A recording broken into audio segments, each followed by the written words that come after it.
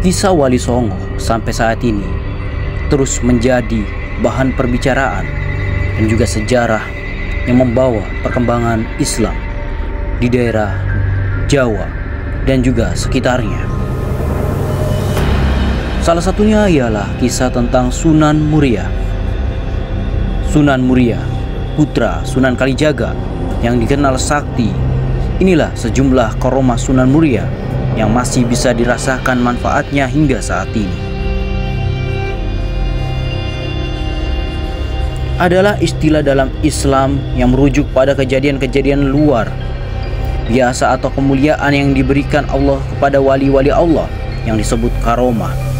Karomah bisa berubah berbagai hal seperti kemampuan untuk menyembuhkan penyakit, berbicara dengan hewan, melakukan perjalanan jauh dengan cepat, dan sebagainya. Sunan Muria adalah salah satu dari 9 wali atau wali songo atau sunan yang dikenal dalam sejarah penyebaran agama Islam di Jawa. Nama aslinya adalah Raden Umar Sahid dan ia adalah putra dari Sunan Kalijaga. Sunan Muria dikenal karena kontribusinya dalam menyebarkan agama Islam di wilayah Jawa Tengah, terutama di daerah Jepara dan sekitarnya. Sunan Muria juga dikenal dengan sebutan Pangeran Seberang Lor atau Pangeran Sabrang karena tempat tinggalnya yang berada di daerah Pegunungan Muria, Jawa Tengah. Selain sebagai ulama, Sunan Muria juga dikenal sebagai seorang tokoh yang memiliki ilmu pertanian dan mengajarkan tentang pertanian kepada masyarakat setempat. Hingga saat ini, karomah Sunan Muria bahkan masih ada yang bisa dirasakan dan bermanfaat untuk masyarakat. Salah satu peninggalan sejarah yang terkenal dari Sunan Muria adalah pesantren yang didirikannya, yaitu pesantren Demak di Jawa Tengah. Pesantren ini menjadi pusat pendidikan Islam yang penting di Jawa pada zamannya dan masih beberapa penting dalam dunia pendidikan Islam hingga saat ini. Sunan Muria meninggal pada tahun 1530 Masehi dan makamnya berada di desa Colo Madu, Kabupaten Karanganyar, Jawa Tengah. Sunan Muria atau Raden Umar Sahid terkenal akan ilmunya yang sakti dan terkenal sebagai pencipta tembang sinom dan kinanti. Dalam dakwahnya, Raden Umar Sahid lebih menekankan dakwahnya kepada kaum nelayan, pedagang dan rakyat jelata. Menginjak dewasa, Raden Umar Sahid menikah dengan Dewi Sujina yang merupakan putri dari Sunan Ngudung, Raden Usman Haji. Sunan Ngudung merupakan salah satu putra dari Sultan Mesir yang melakukan perjalanan hingga tanah Jawa. Sunan Ngudung sendiri merupakan ayah dari Sunan Kudus. Dari pernikahannya dengan Dewi Sujina, ia dikaruniai putra bernama Pangeran Santri atau Sunan Ngadilangu. Menurut beberapa kisah, Raden Umar Sahid juga mempersunting Dewi Roroyono yang terkenal akan kecantikannya. Dewi Roroyono merupakan putri dari Sunan Ngerang, seorang ulama terkenal di Juwana yang memiliki ilmu kesaktian yang tinggi, serta merupakan guru Raden Umar Sahid dan Sunan Kudus.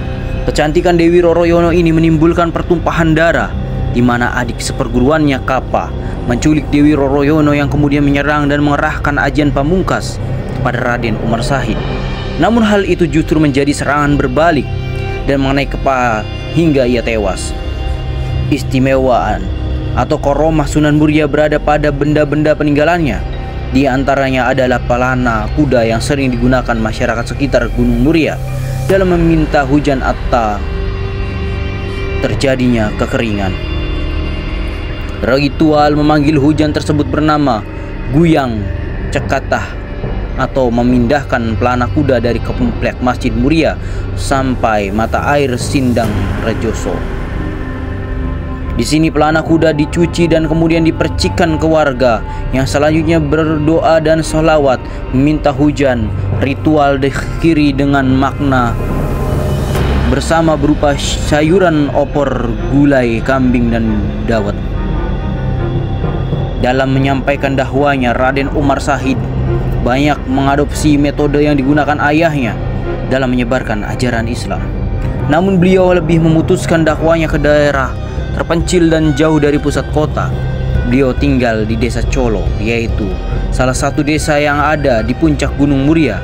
Dari nama gunung inilah sebutan Sunan Muria muncul. Selain berdakwah, beliau juga mengajarkan masyarakat setempat keterampilan bercocok tanam, melaut dan berdagang. Selain mengerjakan Islam, di Gunung Muria beliau memperluas ajarannya ke daerah Tayu, Kudus dan Juwana. Beliau beserta keluarga dan para muridnya dikenal dengan fisik yang sangat kuat. Ini dikarenakan beliau dan para pengikutnya naik turun gunung setinggi 750 meter untuk berdakwah.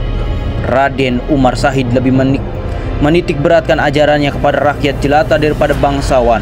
Metode dakwah lebih sering disebut topo ngali, yang berarti menghanyutkan diri dengan masyarakat, sehingga beliau lebih mudah dalam mengajak masyarakat masuk Islam.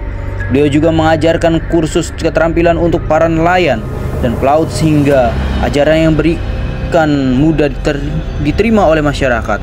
Dalam berdakwah, Sunan Muria menerapkan beberapa metode. Di antaranya adalah sebagai berikut. Pertama, dakwah bil hikmah. Perjalanan dakwah Raden Umar Sahid tidaklah mudah. Meskipun kehadirannya diterima oleh masyarakat, kebanyakan penduduk di gunung masih menganut kepercayaan turun-temurun yang kental dan sulit diubah.